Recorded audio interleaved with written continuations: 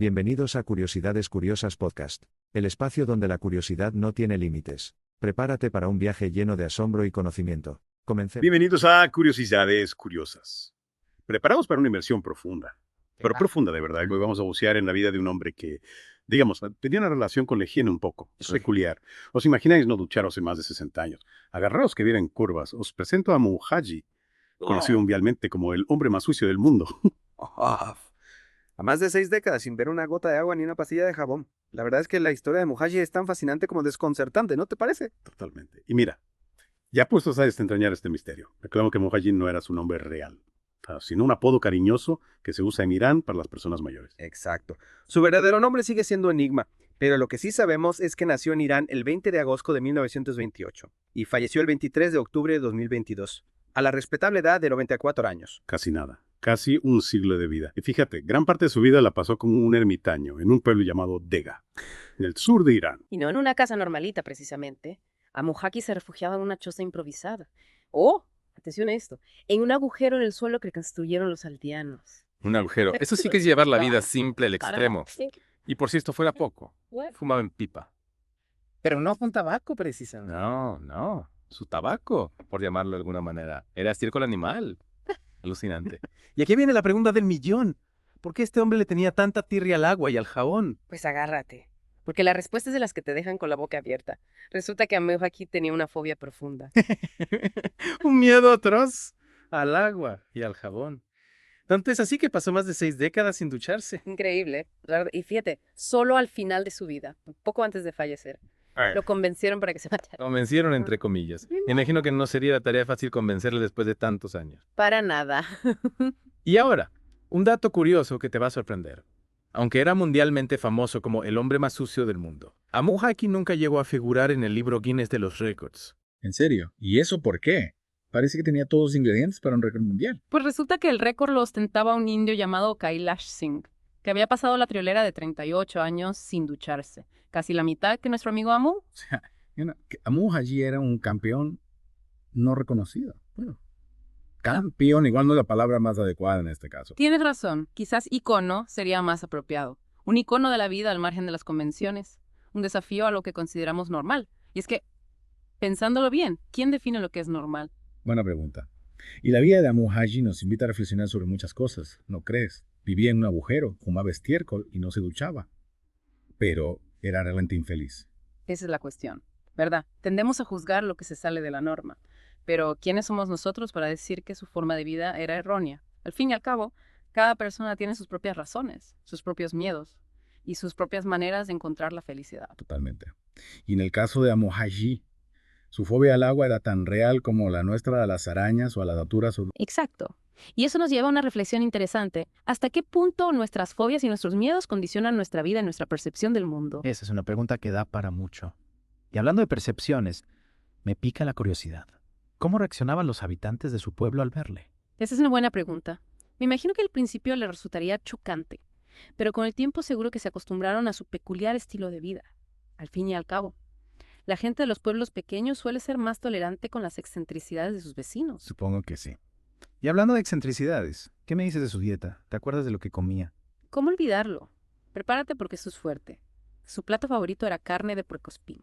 Carne de puercoespín. Eso sí que es una delicatessen. La preparaba a la brasa con un toque de sal y pimienta o como... Ajá. Lo dudo mucho. No creo que Muhaji fuera un sibarita, precisamente. Probablemente la comía cruda o como mucho asada directamente al fuego. No sé yo si me atrevería a probarla. Pero bueno, cada uno tiene sus gustos, ¿verdad? Lo importante es que él encontraba sustento en lo que la naturaleza le ofrecía.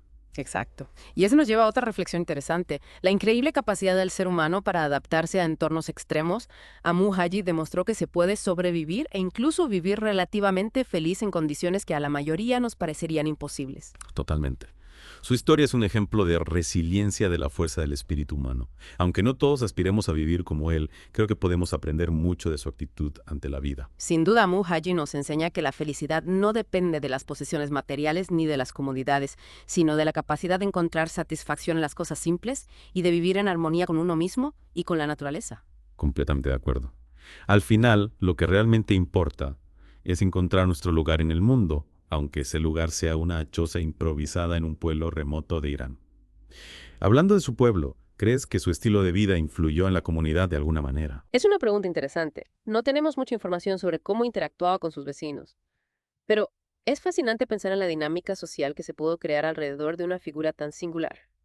Lo aceptarían sin más, lo verían como un bicho raro, o quizás aprenderían algo de su peculiar forma de ver el mundo. ¿Quién sabe?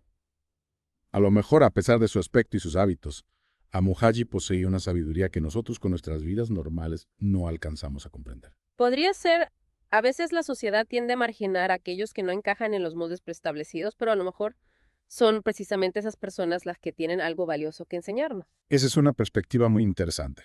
Y si lo pensamos bien, la historia de Amu Haji, aunque pueda parecernos extraña o incluso repulsiva a simple vista, nos obliga a mirar más allá de las apariencias y a cuestionar nuestras propias ideas preconcebidas. Exacto, ¿qué es la normalidad? ¿Quién la define? ¿Y hasta qué punto nos dejamos condicionar por esas normas sociales que en muchos casos son arbitrarias? Esas son preguntas que dan que pensar. Quizás la vida de Amu Haji con su rechazo a las convenciones nos esté invitando a ser más libres, más auténticos, a vivir de acuerdo con nuestros propios valores, aunque eso implique ensuciarnos las manos de vez en cuando. Me gusta esa idea. Y fíjate, hablando de ensuciarse las manos, no puedo evitar pensar en la ironía de que Amu Haji, el hombre más sucio del mundo, fuera en realidad un hombre profundamente conectado con la naturaleza, con la tierra, con lo esencial. Es una paradoja fascinante, ¿verdad? Al final, la suciedad es un concepto relativo. Lo que para unos es repulsivo, para otros puede ser natural, incluso liberador. Totalmente. Y si nos paramos a pensarlo, Amu Haji a su manera nos recuerda que la felicidad puede estar en los lugares más inesperados. Es verdad.